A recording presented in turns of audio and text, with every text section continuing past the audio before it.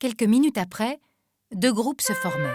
L'un en direction du souterrain devait retourner à la cathédrale, l'autre, composé de Soane, Constantin, Helena et Floriane, ressortait à pied par l'entrée de la grotte menant à l'écurie.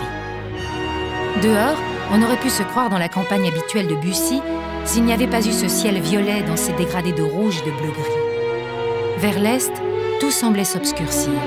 Le jaune de la végétation d'automne semblait laisser place à plus de formes sombres, dissimulées par des nappes de brouillard. Les arbres et les fougères semblaient s'effacer progressivement pour être remplacés au loin par des buissons de ronces d'une espèce endémique très noire, aux épines longues et féroces, formant des rangées naturelles de barbelés peu accueillantes. La sortie de la grotte était située au sud-est, dans une partie boisée qu'il fallait traverser pour rejoindre l'axe principal est-ouest où s'étaient déroulés les combats. Est-ce que je rêve ou est-ce qu'on me fait sortir avec que des filles ? Bonjour, je suis Constantin, mais tu peux m'appeler Kostia ? Je te rappelle que nous sommes en patrouille et que nous sommes censés ouvrir l'œil. Justement, j'ai ouvert l'œil et j'ai vu une créature de rêve. C'est Floriane, hein, c'est ça ? Oui, c'est Floriane, mais j'ai entendu parler de toi, alors pour l'instant on est en mission, ok ? Ne crains rien, baby, je suis là pour te protéger. Reste près de moi, il ne t'arrivera rien.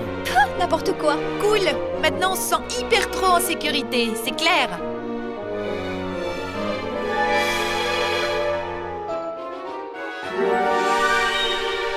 Pendant qu'ils marchaient, Helena avait posé plein de questions sur l'enlèvement de ses parents, ce que l'on racontait sur la forteresse noire, les fantômes, les musiciens capturés, l'envoûtement de Marc Sigor, son alliance récente avec la reine Teresa Wagner, son élevage et son dressage de dragons, ses mercenaires, etc.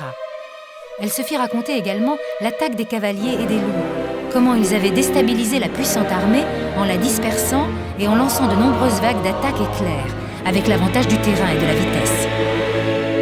Helena ne s'intéressait pas à la tactique militaire, mais était émerveillée par les prodiges de fidélité et de courage dont faisaient preuve les chevaux et les loups. Ils s'attaquaient à des soldats armés et à des bêtes faisant des dizaines de fois leur poids et leur taille. Et pourtant, ils avaient semé la déroute et forcé la terrible reine à faire demi-tour. Qui sait combien de vies humaines ils avaient encore sauvées aujourd'hui ? Elle espérait qu'un jour les humains réaliseraient la dette qu'ils avaient envers eux et qu'ils les traiteraient avec plus de respect. Lorsqu'ils sortirent de la partie boisée, ils virent le chemin qui menait vers la gauche à la cathédrale.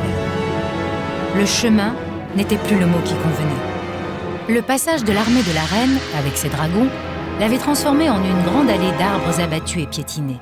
La terre était devenue une boue noire sur 5 mètres de large, avec des empreintes profondes de pattes fourchues. En regardant vers la gauche, l'allée s'élargissait encore plus vers la zone des combats. Des feux de végétation brûlaient çà et là, et des soldats morts gisaient au sol, certains piétinés, brûlés ou écrasés. Helena cherchait à détourner son regard le plus possible de l'horreur des combats,